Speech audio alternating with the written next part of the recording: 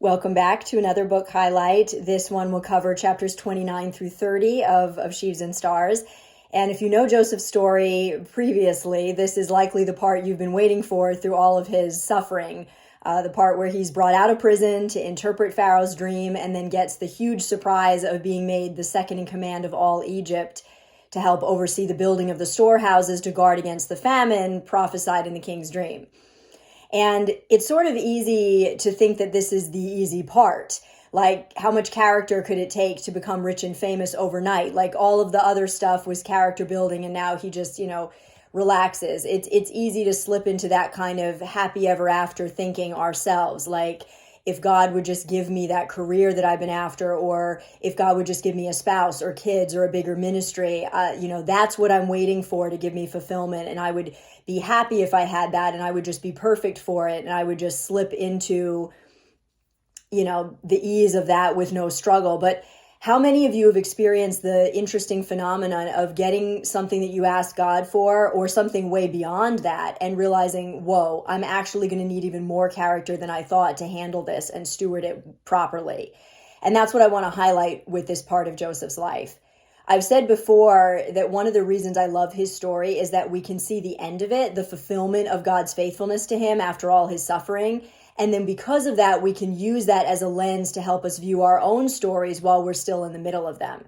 Now that we can see all these huge, amazing things happening to Joseph, it's a lot easier to look back on his story and realize how important it was for him to let perseverance have its full work in him, so that he would be complete and lacking nothing by the time he was required to rule Egypt.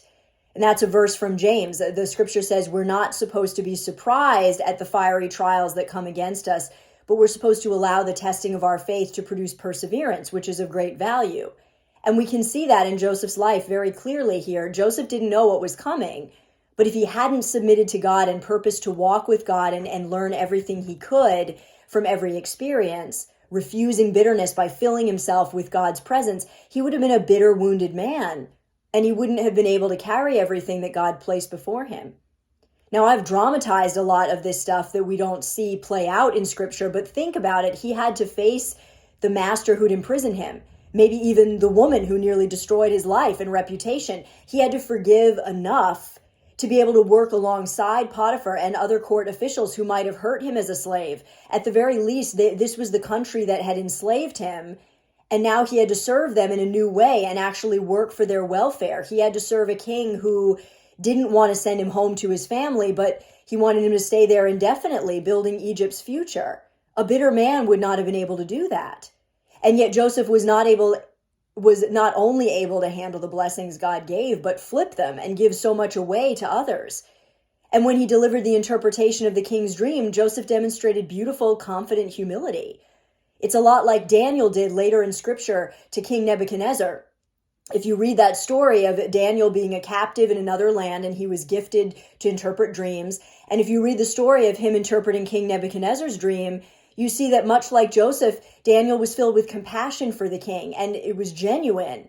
And he was completely devoid of the resentment and anxiety and self-preservation that anyone else would have naturally had at that moment. And all of that flowed from his relationship with God. Joseph was like that. He was the same man in the court as he'd been in the prison. He told the Pharaoh the same thing he told the butler. This is all from God. I'm just the messenger. That shows a humble, confident heart that had surrendered his life into God's hands. It's not that he wasn't human, but he was able to function in his giftings without anxiety or anger getting in the way, because he had spent years slowly learning to give everything into God's hands. You can tell because of what he said and how he said it. He made it clear that it was all God's work, and that comes from a place of surrender. We've talked about it before. Surrender isn't something negative. It's not just resignation. It's lifting the burdens from our shoulders, the burden of how things are going to work out, and replacing that with God's light and easy burden. Joseph had given up on any striving at this point and was just freed up to let God flow through him. And look at the result. One of the greatest rags to riches miracles in history. So how can we use this story to give us perspective for our own?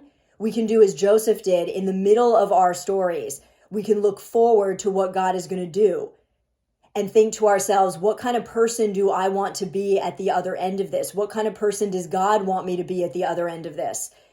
We can ask God, how can I walk with you in perseverance and let perseverance have its full effect so I can be as ready as possible for what's coming?